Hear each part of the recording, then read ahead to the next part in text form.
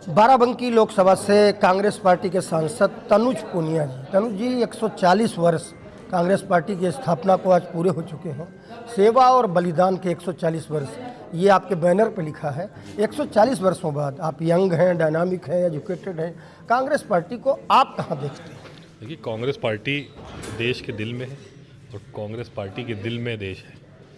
इसको दोनों को कोई अलग नहीं कर सकता।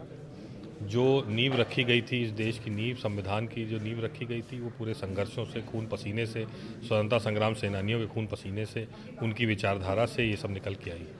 तो इस देश की दिशा जो तय की गई थी, वो हमारे पूर्वजों ने तय की थी और उसी दिशा को हम आगे लेके, उसी सीख लेते हुए आधुनिक भारत के निर्माण के लिए हम लोग चल रहे हैं। एक विचारधारा जो कि 1985 में शुरू हुई और उसके बाद धीरे धीरे वो महात्मा गांधी, जवाहरलाल नेहरू, सुभाष चंद्र बोस, इंदिरा गांधी जी और फिर सोनिया गांधी जी से राहुल गांधी तक आई।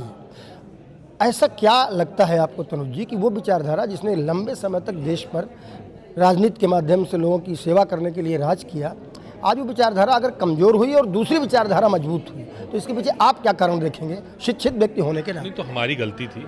हमने जो है जनता के बीच में जाना छोड़ दिया था, उनके मुद्दों पे लड़ना छोड़ दिया था, संपर्क करना छोड़ दिया था। तो ये इसी की वजह से धीरे धीरे कांग्रेस पार्टी कमज़ोर होती है। तो उस गलतियों को सुधारा गया है, संपर्क बढ़ाया गया है, लड़ाई लड़ना फिर से शुरू किया गया है। और मैंने जैसा कि पहले कहा था, कांग्रेस के देश में भारत है और भारत के दिल में कांग्रेस है।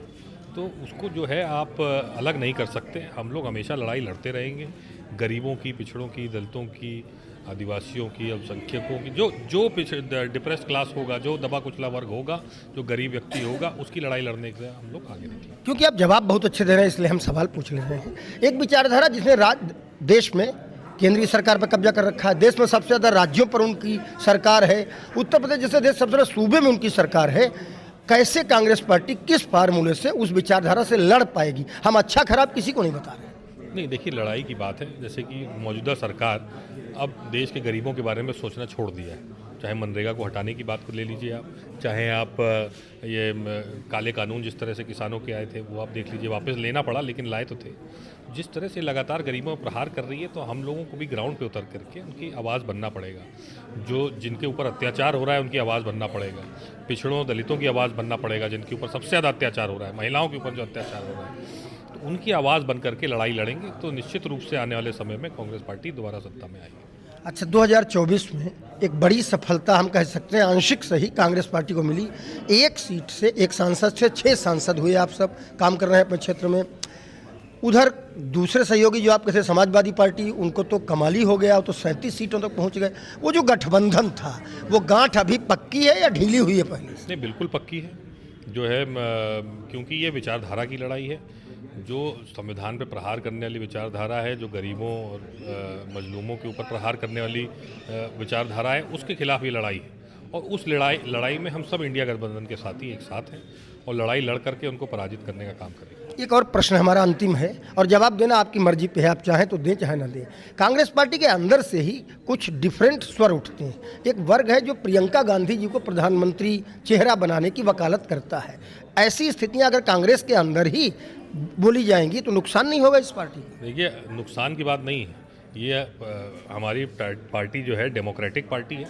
हर किसी को अपने विचार रखने का, चाहे वो जितने अलग हों, उनको विचार रखने की आज़ादी है। ये कोई तानाशाही वाली पार्टी नहीं है कि जो बिग बॉस ने कह दिया वही सबको कहना है।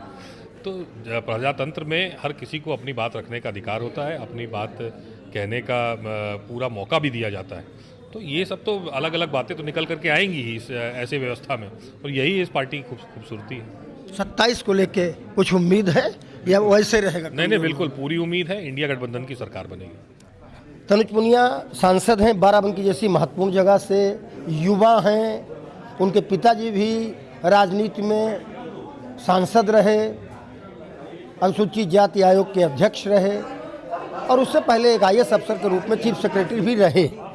आने वाले समय में क्या होगा ये तो समय तय करता है, लेकिन तनुज पुनिया एक शिक्षित सांसद के रूप में जवाब तो देते हैं। बाकी आप देखिए।